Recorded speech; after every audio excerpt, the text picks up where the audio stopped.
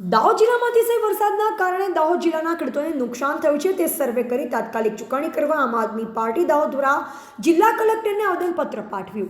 આજરોજ ગુરુવાર 12:30 કલાકે વાત કરીએ તો આમ આદમી પાર્ટી દાહોદ જિલ્લા દ્વારા દાહોદ જિલ્લા કલેક્ટરને આવેદનપત્ર પાઠવી રજૂઆત કરાઈ, જેમાં જણાવવામાં આવ્યું હતું કે હાલ છેલ્લા 10 દિવસથી સમગ્ર ગુજરાતમાં ભારેથી અતિ ભારે વરસાદ પડી રહ્યો છે, જેમાં દાહોદ જિલ્લામાં પણ ભારેથી અતિ ભારે વરસાદ પડ્યો, ત્યારે દાહોદ જિલ્લાના ખેડૂતોએ પોતાના ખેતરોમાં ઉગાવેલ ઊભા પાકને ઘણું જ નુકસાન થયું છે, જે કારણે ખેડૂતોના માથા પર આભ તૂટી પડ્યું છે।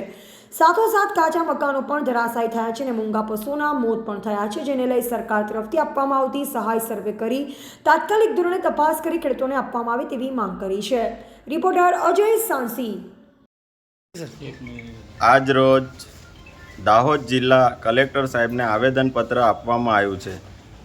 અગાઉ 10 દિવસથી ભારે વરસાદ દાહોદ જિલ્લામાં અને સમગ્ર ગુજરાતની અંદર પડ્યો, એ માટે ખેડૂતોનો જે પાક નિષ્ફળ થયો છે એના માટે અમે આવેદનપત્ર આપ્યું છે। એમને પૂરેપૂરું વળતર મળવું જોઈએ અને નદી નાળાની અંદર જે રસ્તાઓ ખરાબ થયા છે અને એનું પણ મરામત થવું જોઈએ, એટલે આજે અમે કલેક્ટર સાહેબને આવેદનપત્ર આપ્યું છે અને ખેડૂત ભાઈઓને વળતર મળે એવી અમારી માંગ સાથે આજે અમે કલેક્ટર ઓફિસ પર પહોંચ્યા છીએ।